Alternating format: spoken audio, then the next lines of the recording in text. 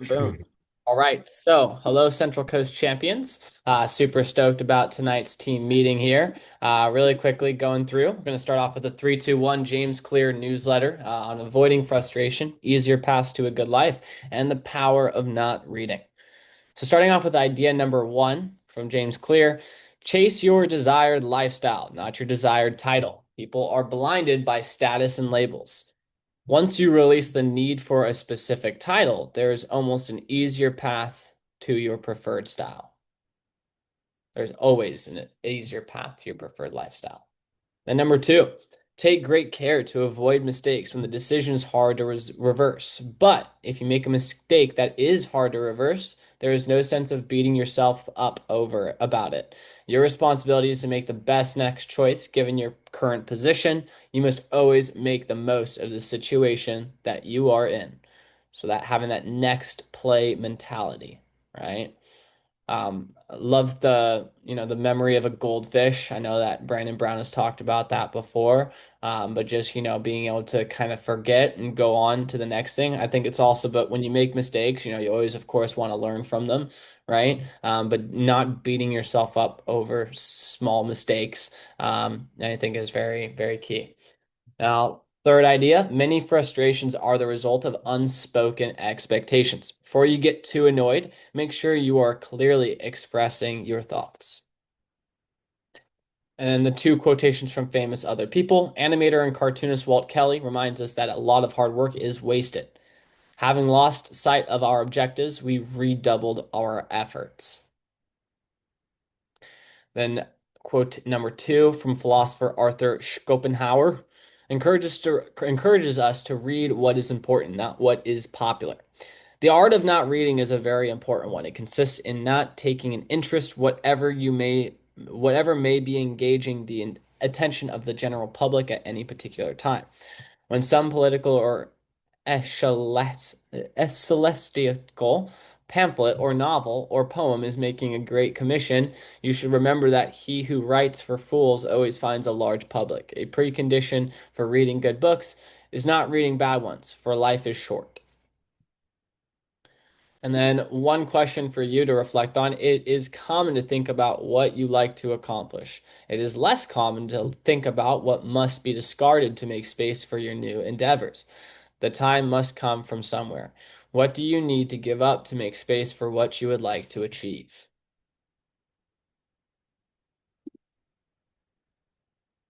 Here, I have a little cool special little thing that I'm going to do within this team meeting called just an Anthony Robbins personal power lesson.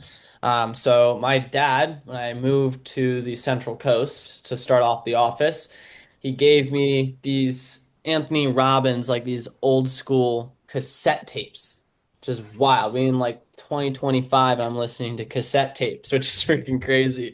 But Do they still ultimately, make those things? You can find one. I know it's crazy. Yeah, these are just old. I mean, it's insane, but they have like basically a box of 15, like there's like 15 different boxes, two tapes per box. You listen to a tape, like both sides of the tape once per day, basically, just one of the tapes.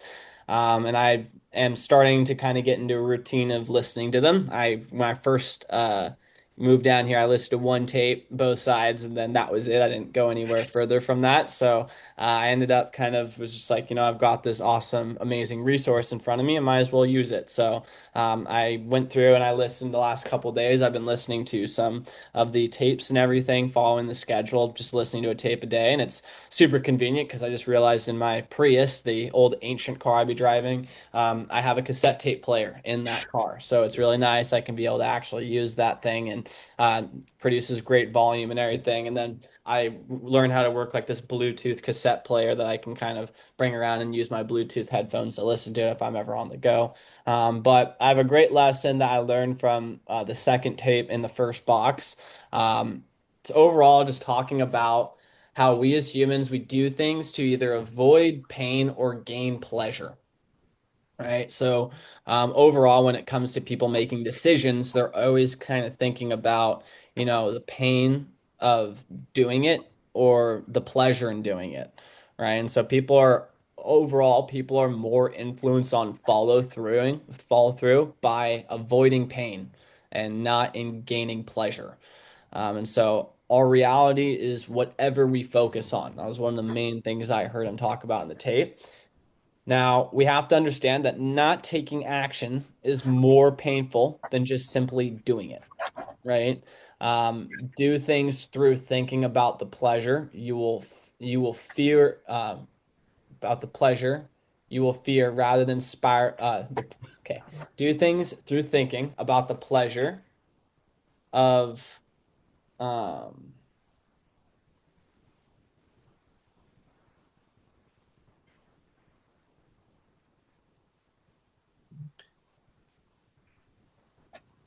so you want to basically do things through pleasure rather than doing it through have being spiraled out over fear. So if you're not following through, it's because the pain pleasure scale is weighted in the opposite side of where it needs to be. So you control the focus in your mind. So asking questions whenever you're like kind of hesitant on doing something.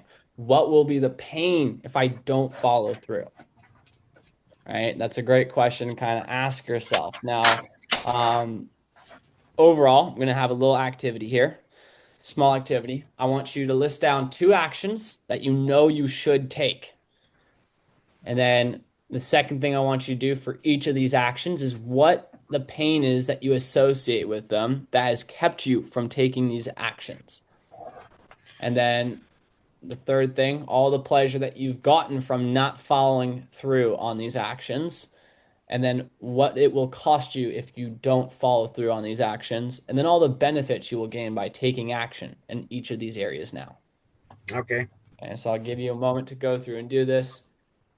But overall, just to kind of go back into just the talking of the pleasure and the pain, just giving examples, it's like, I mean, I've never struggled with weight before, and like binge eating and eating chocolate and stuff like that, but that was something that Tony Robbins had talked about. It's like, people don't think about, oh, eating this chocolate, I'm gonna grow fat and da da da da. Like they think about, oh, the pleasure in the short term of like it'll feel good when I eat the chocolate, and they don't really think about, the actions of if they stop doing it, they won't grow fat or whatever the case may be. Now, another thing is like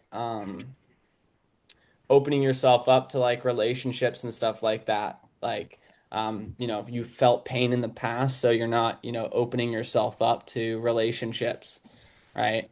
Um, and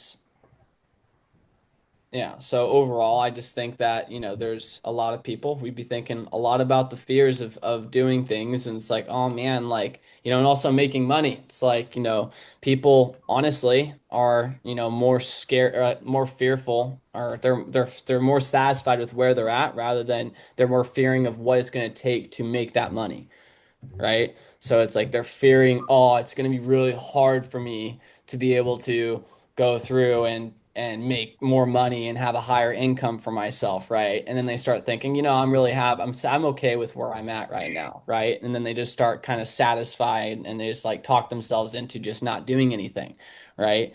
So it's like, whether it's within Cutco, it's like, people not making phone calls. Maybe it's because it's the fear of, not getting any answers, not getting appointments on the schedule, right? But at the end of the day, if you just don't even make phone calls, there's so much more pain out of that because you're not actually doing what you need to do. You're not being productive. You're not having the things that are going to lead you to the success that you want, right? And so those are just kind of some examples I've thought about when I was listening to the tape and how it can relate kind of a little bit to Cutco. But yeah. Nice. I appreciate that. So let's see here. Two activities I know I should take, or actions I should take. Is this gonna be recorded or no? Yes, it is. Here. Diving into the newsletter for the week, we have our Conference of Champions as the front page of the newsletter this week. I'm going over what is going to be happening for the event in Las Vegas, Nevada, September 19th, 20th at the Planet Hollywood. Super excited for this event. It'll be awesome. Here's the sponsor me sheet for the Conference of Champions. And then also, yes. Um, I'm gonna take a picture of that last slide if I could. Okay, go for it.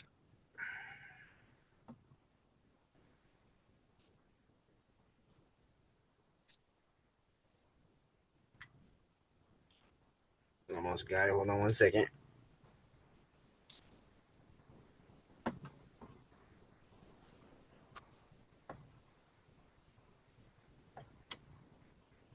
Thank you. Yep. All right. Now, here are the top 15 representatives from the last week. Portland, Oregon, topping it off at 35.5K. And then Brandon Brown's at 27.2K after coming back from his honeymoon and everything, selling some blades. Nyan Preeter and Zane Bomervath, both from my former office, absolutely kicking butt because the fair season is starting up in Washington with the Washington State Fair. So definitely be looking forward to seeing Seattle all over that newsletter for sure, with them having a bunch of great CSPs in their office. And then diving into the top office managers from this last week. Nick Burns again beat us this last week, but I'm super excited. Like I said, it's a new campaign. It's the fall campaign, so it's a fresh new start. I'm ready for us to just maintain and retain our dominance within the Western region as a district office. So I'd love to be able to have us be a powerhouse. Force to be reckoned with this final campaign of the 2025 year. And so I'd love to be able to have us close out with a bang for this 2025 calendar year. Now, moving on into the personal sales side of things, people that sold over $1,000 this last week. Quite a few people there. And then we have the pace setters from right now currently. Deanna Scortino still has her 4K string going on, 4K, 87 straight weeks. 3,000 pace setter. She's at 320 straight weeks with that. And then Michael Southard, I always think that's super impressive. 548 straight weeks of selling 2 grand per week. Pretty awesome. And then Michael Lemaster still carrying on his 10-17 streak of selling $1,000. And then we have our promotions that were recognized in the newsletter this last week. And then um, the grand days for this last week, as well as the assistant manager grand day contest for anybody that's attending Las Vegas and is an assistant manager. They sell $1,000 in a day and they submit their grand day. They'll get into a drawing at the conference in Vegas to make $1,000 cash. And so I'll be fired up. You'll probably be getting a big roll up of $1,000, which would be pretty awesome at the conference. That'll be exciting. And we have the summer campaign All-American Scholarship contenders. These are going to be the winners, most likely, unless San Jose, that one person, Sam, got a few more sales to get into the top 50. Top 50 students get in. We had Isaac Laurelin, Taylor McKeon, and Nicole Giannini representing for our summer campaign All-American Scholarship winners. So there will be probably in a couple weeks, there'll be a little newsletter page going through and just recognizing those three for being in the top 50 students in the nation. And then we have the Top Gun Summer Excellence Award. This contest period, I believe, ended yesterday. And so these are the winners of the like the 1-star captain, 2-star major, 3-star colonial, and the 4-star general. These people will be being recognized in Las Vegas, Nevada. And then the Conference of Champions trophy race. We have our top offices. Nick Burns taking down number 1 for the summer, and then Eric Arias at number 2 for North Las Vegas, and then Blake McNally right behind them. And then we have our top productivity, top divisions. We are the number 2 total business division in the Western region. We're just behind Evan Keller's South Coast division by a little over 100 grand, but a really close race between us with them. And then we have the summer campaign fast start record holders. We still have Randy and Goggly holding strong for our LA Showtime division. Super hyped up, 11,315 in our fast start. So there we go. And then we have the PR team builder contenders, as well as the phone jam leaders, the top color ballers, as well as the demo setting leaders. There we go. And those are the times for the phone jams this coming week. On the board this last week, we had Michael Willman put in an order last week. And currently, these are the standings for our top five Central Coast champions for the 2025 year. And then to close out, we have the 8 rules of world-class people. I'm gonna be going over. It's from a book that I had read. I love to throw in some awesome Tom Brady gifs. You have to have him. As your district manager loves Tom Brady. He's his favorite athlete, so I had to just throw him in there. But going through Peter Vogt, this is somebody that, fun fact, this guy that wrote this book, he actually worked at Cutco and was a district manager at one point. And Oh so yeah. this is a great book that he actually came to Vegas, was a guest speaker at Vegas in summer of 2023. After I had ran my second branch summer, I got the opportunity to be able to hear him in Vegas, got my book signed and everything from him. Super awesome dude. And he actually lived in he lived in Washington State, where I was originally from. That's where he grew up. I actually, created his district office in Tacoma, Washington, which Tacoma, Washington, for Washingtonians, you know that Tacoma is just not necessarily the best spot in Washington. It's not a very good place overall. And he built a championship team in Tacoma, in a very low income area. He created an amazing opportunity for people, and he was able to build an amazing roster that absolutely dominated. And so it's really, really cool. He was able to write this awesome book. I went through it, read through the entire thing. I have all the rules listed out of what he put through in his book. So, starting off with rule number one, always do the right thing. It's not about who's right, it's about what's right. Now, being open and honest about a mistake removes internal stress, but also has a more positive outcome in the end, whether it's gaining more trust with colleagues or protecting your reputation. And then the full circle of good karma. When you put good in, you'll get it back. And then I have a little image of karma. What you put out will come back to you in unexpected ways. Give only what you don't mind getting back to you. Now, rule number two, live by your standards, principles, and values. Specifically, don't let your values waver based on your environment or who you associate with. You will gain far more respect from people by being your unique self at all times. And then this is an important part of long-term happiness and peace of mind. So I like to say, don't live, your self-worth is built when you respect your authentic self, regardless of circumstance or environment. So I would like to say, there's certain people in this world, and I call them chameleons, right? They act and they kind of, they shed themselves in a certain way or, blend in with the environment they're in, and they don't act like themselves, right? They're not authentic. They're not, just them, right? In an environment, they kind of will tend to shift their personality or the way they act to fit in with the overall group, right? And so overall, the title of my playlist on Spotify is Stand Out, right? I was born to stand out, right? And so ultimately, I think that's a good thing that everybody should kind of go after is, to stand out, be yourself, be authentic. That's going to be a lot more of an attractive kind of feat than just being someone that's kind of just changing up their personality and the way they do things based on who they're hanging out with, right? And so overall, being yourself, living by your own standards, your principles and values is very key. Rule number three, it's related to one of our most important division pillars. Value your word above all else. Great animation there. One of the biggest golden rules with conducting business. When you fail to follow through, it's important to take 100% responsibility for it, provide a legitimate reason for your lack of follow through, and then make an effort to regain trust. Now, integrity should always be at the top of your priority list. Think it through, then follow through.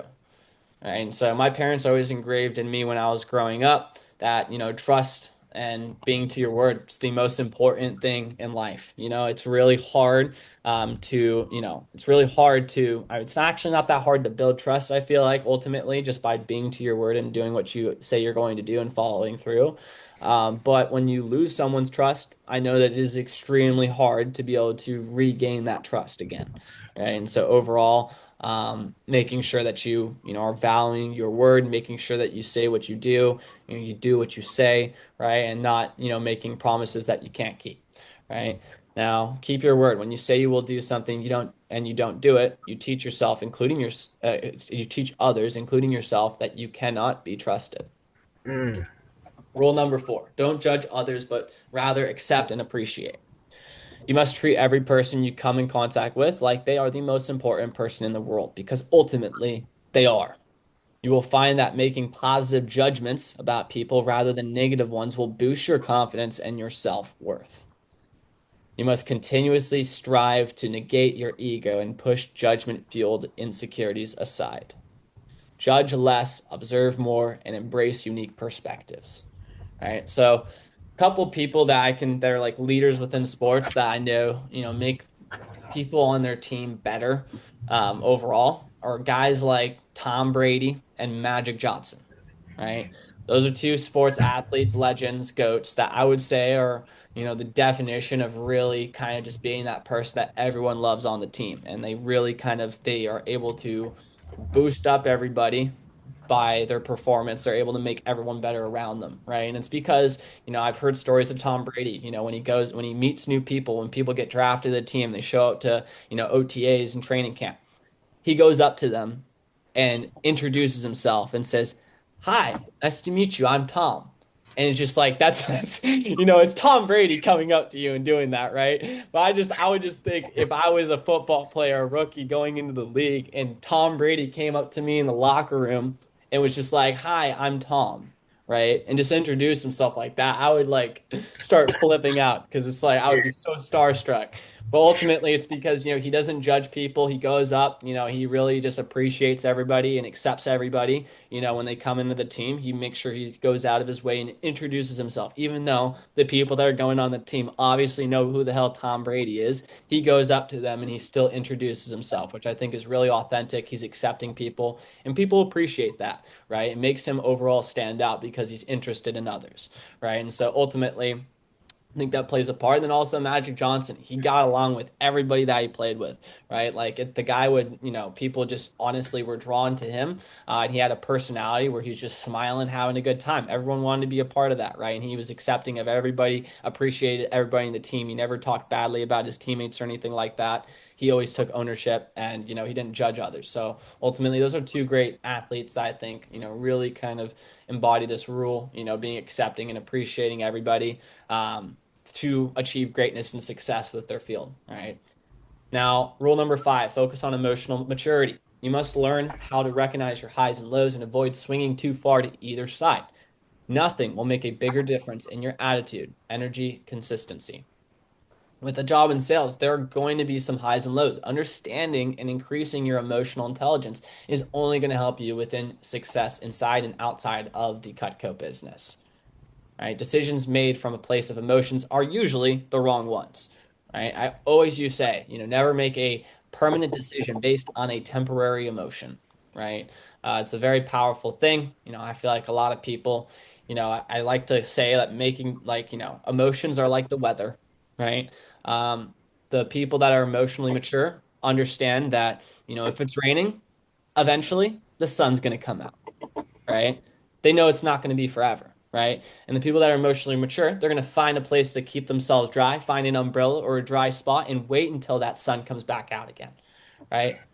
People that aren't emotionally mature, they're going to sit in the rain and they're going to sulk and complain about how things are so bad and that they feel like it's never going to change, right?